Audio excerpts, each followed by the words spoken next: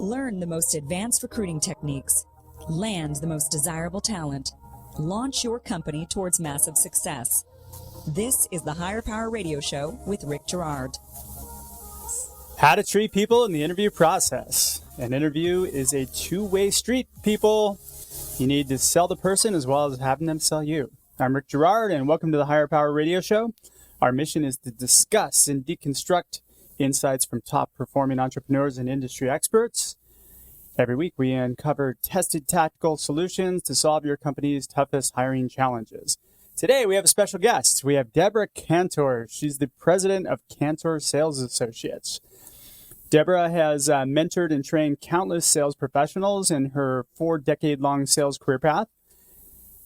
She's also been a student of every aspect of sales cycle, from prospecting to close, and in building of trusted partnerships along the way. She has been a top performer in the staffing and real estate industries prior to her current coaching and training business. And beyond the sales skills necessary to open doors, Deborah is passionate about knowing how to present value proposition and communicate the why. Deborah, welcome to the Higher Power Radio Show today. Good afternoon, Rick. Good afternoon. Nice to be sitting across from you with mics in our faces. I know, right? All right. So I'm actually having a volume problem. So let's see. We're going to cover 3 things today. We're going to kind of go over how to treat people in the interview process. We're going to talk a little bit about contact and feedback, and then kind of what kind of results people can get. So let's first start with, we had a conversation prior where we were talking about kind of the active job seeker and the passive job seeker. So let's define what that is and kind of talk a little bit about, how that correlates to what we're talking about today. Absolutely. So I think what you and I chatted about, and it's a point well taken, is that people misunderstand active and passive job seekers. Yeah. I happen to believe that everybody is a passive job seeker at all times. Yeah. And it is in their best interest to be a passive job seeker at all times, because you should always have your eye on your career. Sure. You should always be assessing it, determining whether or not you're in a space that's adding value to your trajectory, where it is you're trying to head and how you're going to get there. Yeah. From an HR and a hiring person's perspective, however, it's important to respect the active seeker, who sometimes doesn't get as much respect. No, they don't get as much love, especially if they came from like a job board or they replied to a posting. Right. Yeah. And so one of the reasons, and you and I got into a great conversation about this recently, is one of the reasons it's so important to treat that active seeker with as much respect as the recruited candidate, is because that active seeker may very well get the job. They may end up working for your company, and then you're going to have a very different relationship with them. So yeah. It's important to just treat everybody with respect. Treat everybody with the level of respect you would want to be treated with. I think the challenge though comes in first off getting the interview. A lot of times, I mean, it takes forever sometimes for somebody who goes through a job board. Some companies are getting lots and lots of resumes, but the fact is that you got to contact them. You have to talk to them, especially as recruiters or HR professionals. You never know who that person is behind that resume. You never know. You never know who they're related to. You never know who they know. You never know whether or not it's a family member, which they didn't want to use that card, might in fact be a C-suite participant in your company. Yeah. You just simply don't know. And I think also it's super important to put yourself in the position of the job seeker. So one of my very first companies that I recruited for many years in the Boston market, the owner of that company never advertised. Ever. And as a young recruiter, we would say, but everybody else is advertising. Why can't we advertise? Because of name, we want name recognition. We want people coming to us. And he said, no, you don't. Because if you have people coming to you by the hundreds, you're going to have to take the time to respond to every single one of them. Absolutely. Otherwise, you're going to build a terrible reputation. You're going to be that recruiter that didn't respond to people. And people don't forget that. People never forget how you made them feel and how they were treated. Yeah. And the act of not calling them or not responding at all, even with the thank you simple thank you, but you're not a fit right now. Absolutely. Some acknowledgement that your paper or your call was received. Yeah. So what are companies missing here? I mean, you've got a flow of candidates. I mean, again, and most of these come from advertising, posting your job description or your job posting up. What are they missing? So here's the thing.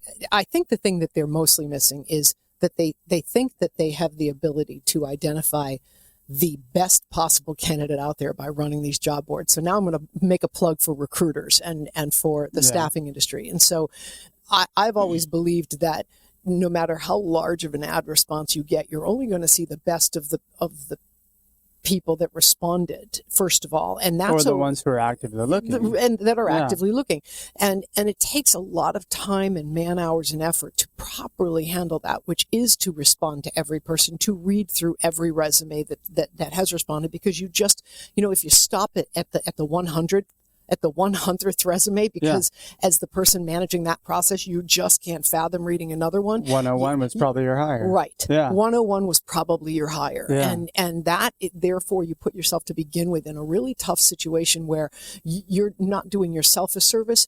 I am a golden rule person. I teach the golden rule. I live by that golden rule, which is treat others as you want to be treated. If you were a candidate responding on a job board, you would want a response. You would want to at least know your resume got looked at. What I found, though, too, is that there's a lot of good people out there who write terrible resumes. Yeah. Right? Especially if somebody's been in a role for a long time, they haven't looked. I mean, writing a resume is not something that's on the top of anybody's list. Right. We had a guest on a couple weeks ago. He was talking about how he conducts what they call white space interviews on the resume. Yep. So they're interviewing for everything that's not on the resume. Exactly. And that's, I think, a brilliant way to look at it. But here's the thing: you can't really judge a resume. You can't. But here's also the thing: you can contact them. That's right. And you look in other spaces too, right? When you and I grew up in the business many years ago, and I'm even older than you are by quite a bit. Okay, fine, I put that out there. Back in that did not come from me, folks. My day, back a long time ago, there was not LinkedIn. There, which is such a beautiful tool. It is a beautiful tool. There is pretty much anybody in the and under the auspice of a professional out there, and in whatever that category, they're going to have a LinkedIn profile. So even if I like to think of resumes as outlines. They're outlines. They're going to give you a general idea. Go jump into that person's LinkedIn and take a look. But also, to your point, look for what isn't there and what the story is. Because what I tell candidates, so I coach individuals on how to bring their best game to the interview tables. That's one of the ways that I train and teach and coach. Yeah. And what I tell them is use your resume as an outline, but you need to fill in that beautiful story. You need to tell the story. But that's the challenge, is actually getting to the point where they do or are able to tell the story. I go to a lot of events like you do. And I'll have people that I'll meet, they'll say, oh, God, I've been looking for a job for a while. Mm-hmm. I've sent out over 100 resumes, and I've gotten, 4 interviews. Right?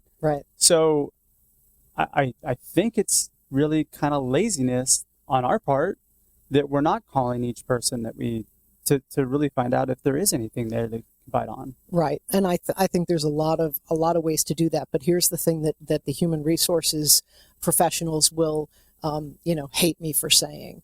If you don't, as an HR rep, somebody who's managing the hiring process, if you don't have the courtesy to contact the candidates who took the time to forward their resumes in whatever manner, if you don't do that, you're feeding the behavior of circumventing HR. Oh, yeah. And I have to be honest, anybody that I privately coach, I coach to find the decision maker. I coach them to circumvent that process. And I don't mean to be disrespectful. However, we know for the most part that there's a process that HR has, which is typically, now I'm not talking about everybody, but typically it is not to reach the candidates that they have already screened out by judging a book by its cover. And that gives an entire group of people, but in that group, the right person might be there. And my advice is going to be to those candidates, to go find the decision maker, go reach out to that decision maker. This is where you and I are on the same page, because I gave a talk at Disrupt HR a few weeks ago, and there was a panel afterwards, and one of the questions that was posed was, okay, well, I've heard that, I might be better off going to a decision maker than going through HR. I want to get an interview. And of course, there were some standard answers about, you should trust HR and that they will do. Again, there's a lot of professionals that do it, but everybody knows the most powerful way to get into a company is through an employee referral. Sure. Of so course. If you can somehow get to one of the decision makers and work your way from the top down, that's really going to be the best way, and this doesn't help recruiters either, because we want, most recruiting firms want the paycheck off of it, but well, right. It's an but effective the God's way. honest truth is, this as well as I do. Yeah. We as recruiters know that the way to successfully fill those roles is going to be to start with the decision maker. Oh, the yeah, person absolutely. that the position reports to, that person's going to be able to better describe what they need, what they're looking for, who is going to be the most successful in that role over the long haul. Yeah. And there's no problem in working with HR after the fact, but as a process versus as the foot in. Yeah. So it's a truth, and we're sharing the truth. Yeah, I feel you. So, which brings up the question, so why don't we give more feedback when people apply to an ad versus an employee referral? I mean, they should be treated the same way. Right. So why are we not doing that? I mean, So you and I just had a great conversation earlier about time, right? And that's always going to be the first answer. It's time. How do you fit everything that you need to do into a day? How do you make sure that you're getting it all done? Ooh, I have an idea for that, actually. What is Redo that? your job description to where you have a call to action at the end, so that you're getting the person to respond with some answer that gives you an insight as to who they are as a person. So give me an example of that. What does that look like? So, one of the things I teach is a call to action, right? So if somebody responds to your job posting, you say, hey, we want you to answer these 3 questions. So you might ask a question like, what do you feel you're capable of achieving, right? So you want somebody to express something a little bit about themselves, or what's the most significant impact that you've had in your current work environment. Yep. So get an idea of how they answer. If somebody can answer it in a pretty well thought out kind of creative way, then that gives you a reason to call them. I love and people that. who don't respond back, you clearly put on the job description that you don't respond. Right. So, I love that. Yeah. And I love that question, right? I just thought of a great question I would want to be asked, which is what would you want to be remembered for? Yeah. Oh, Yeah. right? Like, that's a cool question to ask. Oh, there's so many good questions that are thought provoking, and it, Agree. give you an insight as to who that person is. Absolutely. That way you don't have to look at a resume. You can look at something that's in their words that is their marketing piece. Well, and also look at the times we live in, right? Yeah. So I recently saw, and I'll have to forward it to you, and you could maybe put a link out there and forward it to your listeners.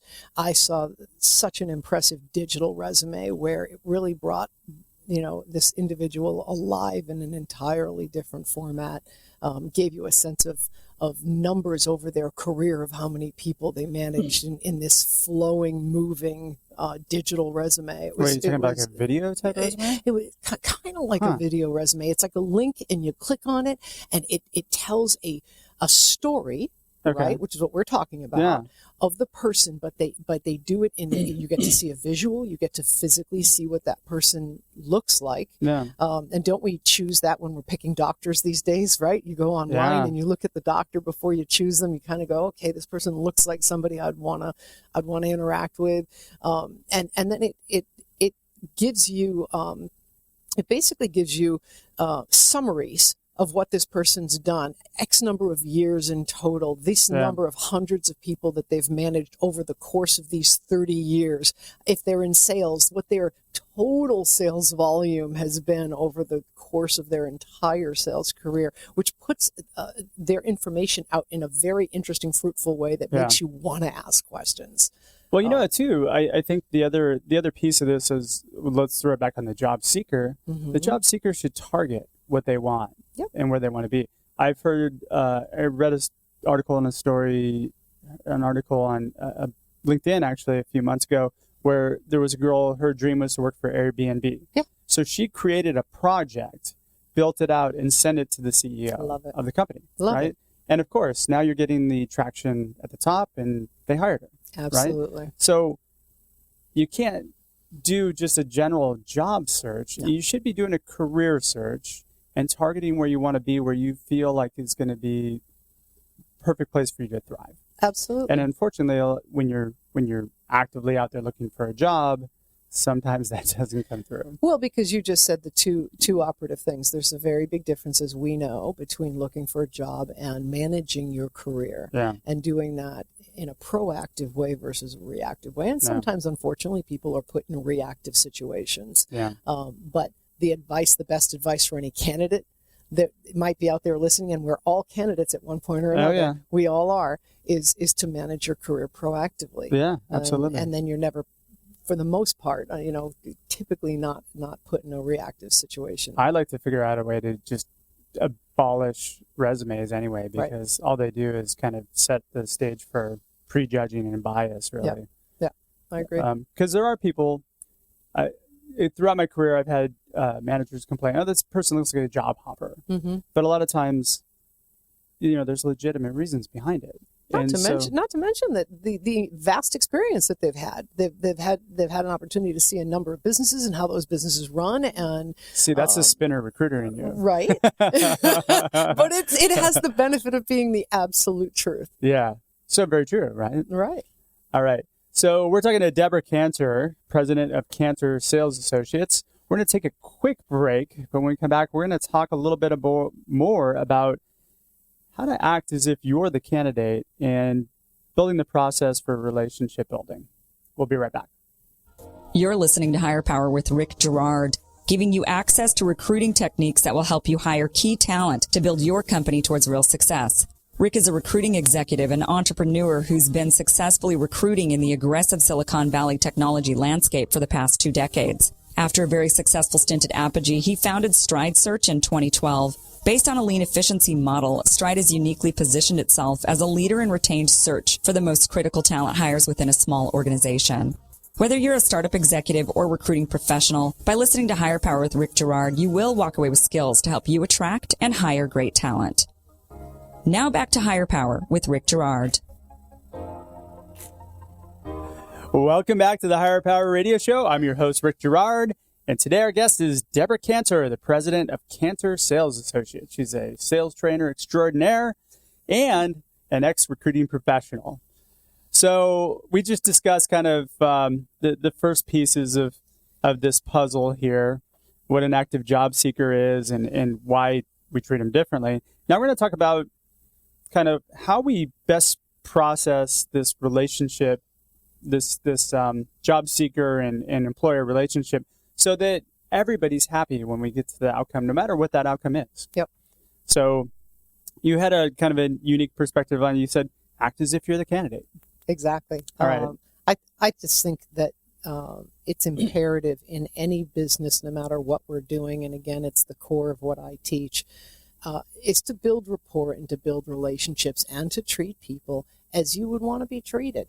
And that means in an interview, having the compassion for that person sitting on the other Sure. side of the desk or in the other chair, and allowing them a comfortable space to really open up. How many times you and I in our recruiting businesses have sent the right candidate out based on their background, based on what it is they're looking for and what they could bring to that company, and you really think to yourself, oh, this is going to be great. And the person interviewing them took an approach that was, we're going to find a reason not to hire you. They've got the reason not to hire you perspective. They've got that attitude where we're going to trip you up. We're going to ask you questions that are going to make you uncomfortable. We're going to disrupt you. And which isn't bad if that's your environment, but for the most part, it doesn't make the person feel it doesn't make the person feel comfortable. And so what you end up with is a candidate who walks out saying, I blew it. I got But you know nervous. what? You know what's funny? Those people are the ones I usually end up placing for some reason. The ones who come back and they say, It was great. It was an awesome interview. Yeah. I want to work there. You learn never to trust the feedback. Yeah. Oh, okay. They're like, oh, worst candidate ever. No, I know. But I think from the perspective, going back to the question you asked, which was what could we be doing better as interviewers, whether you own your own company and you don't even, you're not at a point where you even have an HR function. You're doing the interviews yourself as an owner, or you do have an HR function and that person's in there. I think if we all came to the table with a little bit more compassion and open mind and open heart to interview this person with the idea that I would like to see this go to the next step. Let's find reasons to let this go to the next step. And that's going to make the candidate more comfortable communicating and sharing and giving you vision. It might be that when they do that, by the way, you then determine, they're on a different track. They're not going to be the right candidate for us. But now at least I gave them a chance.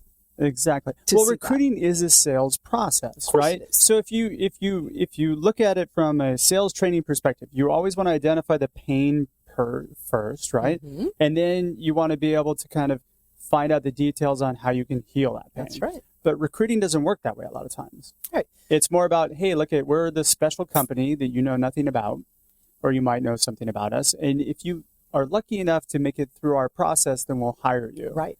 And the Which problem is kind of the wrong way to look at it. Absolutely. And you and I have definitely chatted about this a little bit too. And the problem with that is that it is a two-way street. That's the name of this show, right? Today, interviewing is a two-way street. And you're, especially in the current market that we're in, I think we're at about a 2.8% unemployment in Orange County. Yeah. I think maybe just under 4 and some change overall nationally. Yeah.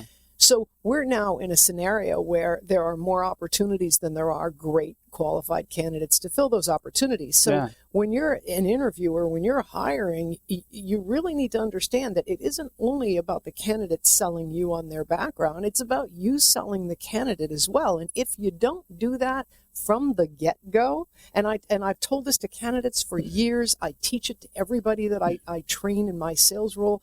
If you don't bring your best game to the table initially, there is no second opportunity to make that first impression. No, not at all. And the candidate has choice, especially our millennials these days. They are not having it. If they're condescended to, if they're not treated with respect, they are not interested and they will not be interested.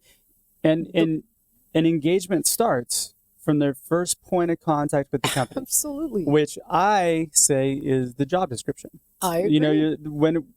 However they reach out to you, whatever they see, that's the first point of engagement. And if you blow it there, you're going to blow it everywhere. I agree. Probably. I think that is such a great perspective. Most people think it starts in the conversation, the first reach up, but you're absolutely right. It absolutely starts with the job description. I spoke to somebody from a very, very large government company that we all know starts with an R. Recently, she's a senior level engineer, and she was telling me that they are having the most devastating time recruiting right now. And it's because they have not come into this current time. They're not attracting candidates because they haven't changed their job descriptions. Everything about that company is from, back in the 1950s. And so nobody's wanting to even interview there, much less accept the roles there. Or people are using it as interview practice. Exactly. Right? So I can get an interview at this place, I'll get some practice, and hopefully something else comes through. Absolutely. So, God, that's a bad position to be in when you're the practice. Absolutely. Interview. Agree 100%. Yeah. But then again, a lot of times that interview style, that practice probably doesn't help you for this. So the best advice I always gave candidates, and that I continue to always give anybody who calls me and says, hey, I've got an interview, can you just help me a little bit, coach me, tell me what I should do? Go into it wanting it more than you want your next breath. Put that foot forward, meaning show them everything you've got, put your best energy forward, because if you don't, you might learn during the process that it is something you really want, but you blew it to begin with. Yeah. And that was because you didn't put your best foot forward. And I would tell the same thing to hiring. Yeah, I was going to say on the flip side, hiring managers and companies. Exactly. Hey, look, there is value to be gained from every interview that you have. Guess what?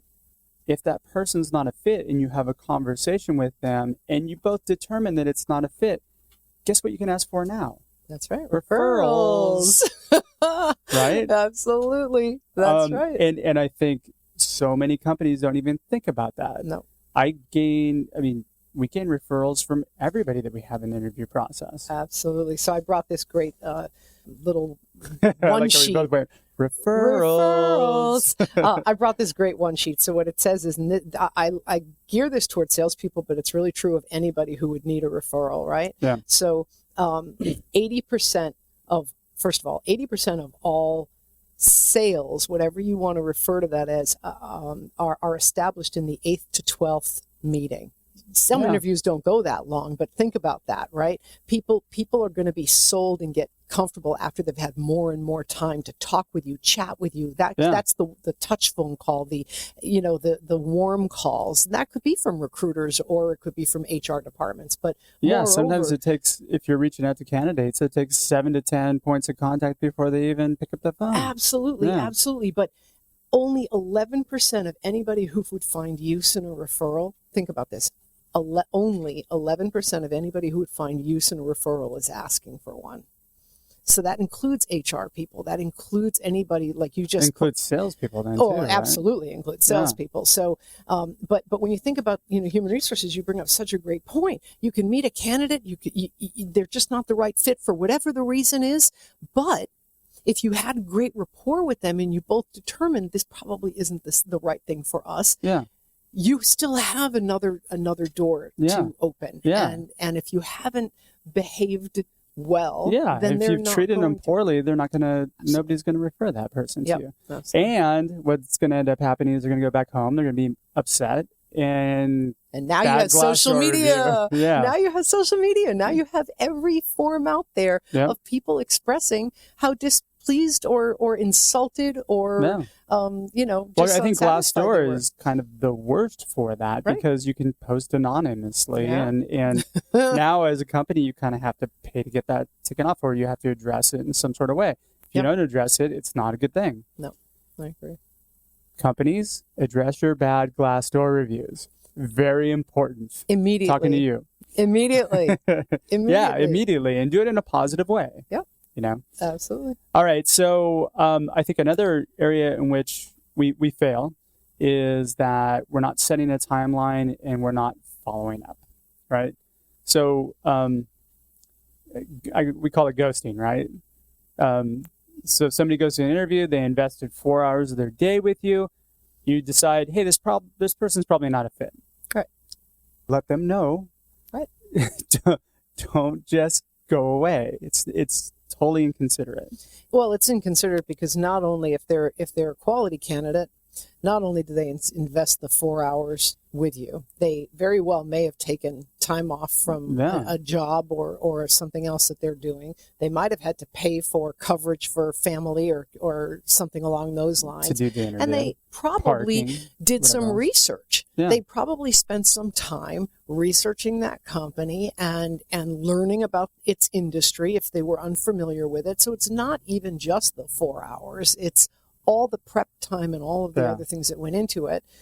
So no, you need to follow up all day long, follow up. In most of the industry that I recruit for, most people prep, but there are a lot of people that don't prep for interviews. They just kind of show up. I've interviewed people that have come in for my company. And so I ask them, what have you learned about my company? Well, I don't know. Right. Right. So why am I talking to you? Exactly. Well, that's a whole other thing. So that's another episode.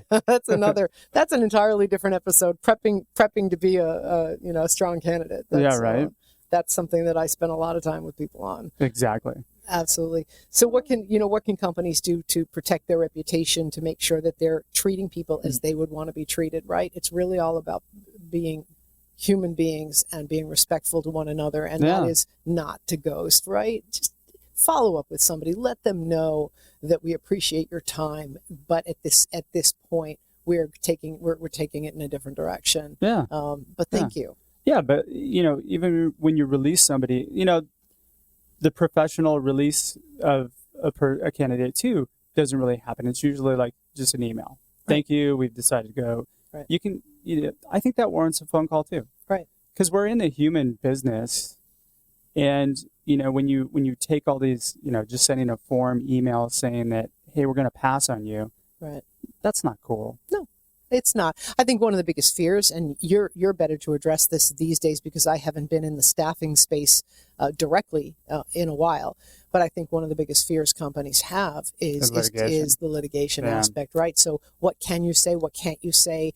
And so having a verbal conversation about why a candidate didn't get an opportunity opens a door to potential but risk. What? That helps. But so you can let people know, though, in the interview process when you set it up, if we decide it's going to be a pass, then we'll just let you know. And just so you know, we can't provide any feedback to you because of legal reasons. Right. So again, preparation is a big piece of this. Right. As long as you're preparing people for what's going to happen. Yep. When you wrap up the interview, here's what's going to happen next. Right. We're going to gather information. We're going to get our feedback. We'll follow up with you in the next day or so. If you don't hear from me by the day after tomorrow at 4 p.m., just call me. Right. Just something to kind of set a timeline and make sure that you're closing the loop. Well, again, we do that as recruiters, don't we? Yeah, Our candidates call us. We let them know. Yeah. When you go out on an interview, I need to hear from you as soon as you step outside that door, because in case they call me right away, I want to know in advance. Of course. How you feel their about call it. Back to me. Absolutely. Yeah. So we set that expectation up in advance. And what I always have said to candidates when I was working with them is sometimes there isn't a tangible reason that one person does versus doesn't get it. And I've always, you're going to laugh at this. A lot of times it's cultural fit. Sometimes it's cultural, and you're absolutely right. But I've always equated it to dating. I know it's a funny analogy, just not the chemistry. But it's about a chemistry thing. Yeah. It's not that there's nothing wrong with that person. They're attractive, they're smart, or they're funny, but sometimes it's just about a fit. And if it's not the right fit, or somebody, even more importantly, somebody else is just simply a better fit. You can't always define what that is. That's true. And I've always given candidates that explanation because I also think it's important for them to be able to be at peace with the conclusion that they weren't the right one. They didn't get the offer, and they don't have to beat themselves up. They don't have to change anything about what they did. It simply was a match, a chemistry thing. So I always have used that analogy to help people just get past it and be willing to take another interview and go on. Yeah. Well, I mean, it is time consuming. All right, so let's just we're get close to wrap up thing from Paul over there, our engineer. So what results, when we treat people the way they need to be treated, right? And what results are we actually getting that would benefit a company that they're not necessarily getting right now? I think that most importantly, that company's reputation, how they're known for street cred, is going to be important, because the candidate that you mistreated is going to have friends who are in the same field or in the same industry. Yeah. They're going to say, "Hey, I applied to that company." I've had that happen to me. Right. Yeah. So I think street cred, if we're summarizing here, is an important aspect. And by all means, you pointed out the social media street cred is just as important, if not more important. So, and if you give people just that 2-minute phone call, right? Now you have positive feedback. Absolutely. You leave somebody feeling good. Yeah, you leave them feeling good, even though they didn't make it through. I agree. Hey, the other thing they get is referrals if they ask for them. Absolutely. Which a lot of people don't. Absolutely. And you might want to go back to somebody. And that's the other thing. You could interview a candidate that wasn't right for you. If you ended well and you built rapport with that candidate, now you have another opening that isn't for them, but they know people. You know they do. Yeah. You and I do this. I mean, we've done this all right for a living. You could go back to that candidate and say, "Hi, we spoke about an opportunity. It didn't work out, and I hope you're doing well. What are you up to?" The reason I'm calling is that we are actually recruiting for a 3-year level person right now, and we're looking for somebody who had similar industry background to you. Wondering if you know of anybody that you would be willing to recommend for this opportunity. You can make that call and have it be hugely successful if you bothered to build rapport and end things properly with the candidate. So very, very true. Yeah. So we're just about out of time for today's show. Deborah, thanks for your time investment today. It was a lot of fun. And I wanted to welcome you to the Higher Power Radio community. Now, I'm sure that some of our listeners might be able to use your expertise. How do they reach you?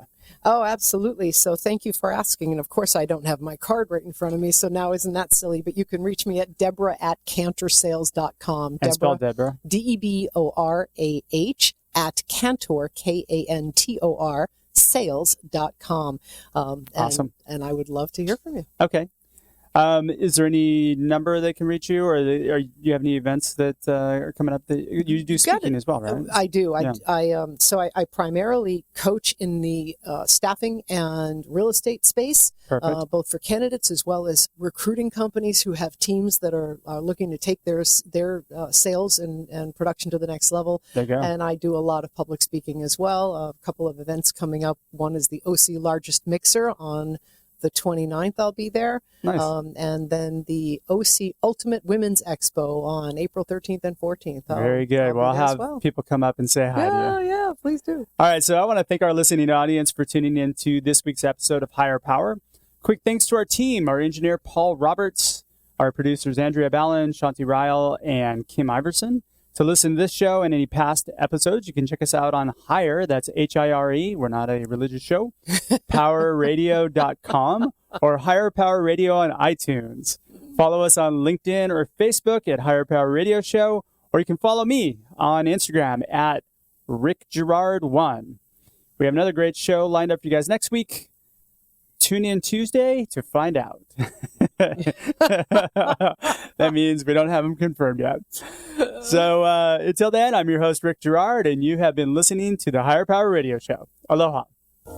Thank you for listening to Higher Power with Rick Gerard on OC Talk Radio.